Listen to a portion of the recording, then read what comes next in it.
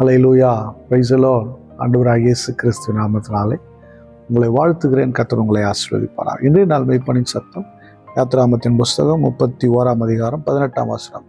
சீனாய் மலையில் அவர் மோசேயோடு பேசி முடிந்த பின்பு தேவனுடைய விரலினால் எழுதப்பட்ட கற்பலைகளை ஆகிய சாட்சியின் 2 பலகைகளை அவரிடத்தில் கொடுத்தார். இதில் ஒரு விஷயம் பார்க்க முடியுது. ஆண்டவராகிய தேவன் சீனாய் மலையில் மோசேயோடு பேசினார். அல்லேலூயா. மக்களை நேசிக்கிற தேவன், மக்களின் தலைவனாக ஒருவரை அழைத்து தேவன் அந்த மனிதனோடு கூட பேசுகிறார்.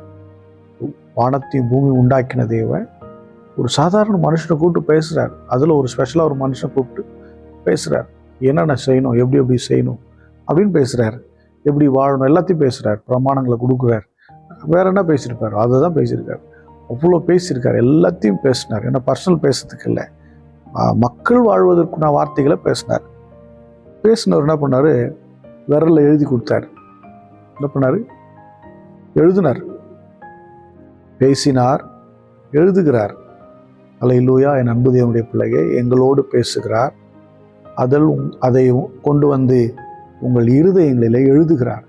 எனக்குள்ளும் எழுதுகிறார், உங்களுக்குள்ளும் எழுதுகிறார். ஏன்னா பேசினது மறந்துடலாம், எழுதினது மாறாது.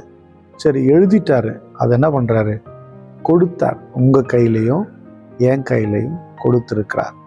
எனக்கு அன்பானவர்களே, இந்த வேதத்தில் எழுதி வச்சதை யாராலையும் மறுக்க முடியாது. உங்களுக்கென்று கொடுத்துருக்கிறார், எனக்கென்று கொடுத்துருக்கிறார். நம்முடைய தேவன் பேசுகிற தேவன். கரெக்டா?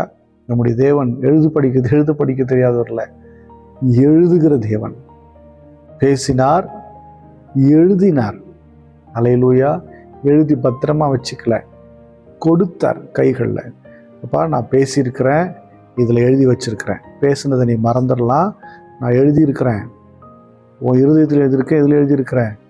எழுதினது கூட சில நேரம் இருதயத்தில் மறைஞ்சு போயிடும். ஆனால் நான் உன் கையில் கொடுத்துட்டு போகிறேன். ஒருவேளை உனக்கு எப்பெல்லாம் சந்தேகம் வருகிறதோ அது படி. இல்லை தினமும் என்ன பண்ணு, இந்த நியாயப்பிரமாணத்தை, இந்த வேத வசனத்தை, இந்த சட்டத்தை, இதில் இருக்கிற நல்லவைகளை, இதில் இருக்கிற விசேஷமானவைகள், இதில் இருக்கிற ஆசீர்வாதமானவைகளை, இதில் இருக்கிற சாபங்களை தெரிந்து கொள்ள தெரிந்தெடுத்து கொள்ளல.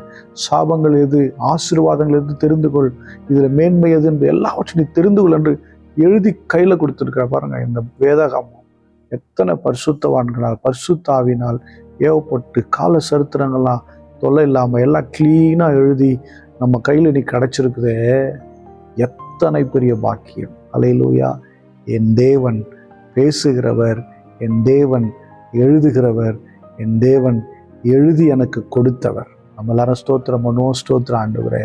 பேசின தேவனே உமக்கு ஸ்தோத்திரம், எழுதின தேவனே உமக்கு ஸ்தோத்திரம், கொடுத்த தேவனே உமக்கு ஸ்தோத்திரம். அன்பின் பிதாவையும் ஸ்தோத்திரிக்கிறோம். பார்க்கிற பிள்ளைகளை ஆசீர்வதிங்க.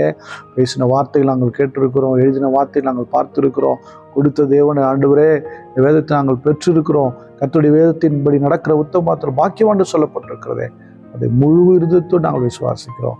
வேத வசனங்கள் எங்கள் வாழ்க்கையில நிச்சய மாற்றத்தை ஏற்படுத்தும். ஆசீர்வதியும். இயேசு கிறிஸ்துவின் நாமத்தினால் ஜெபிக்கிறேன் நல்ல பிதாவே. ஆமென். God bless you. Bye bye.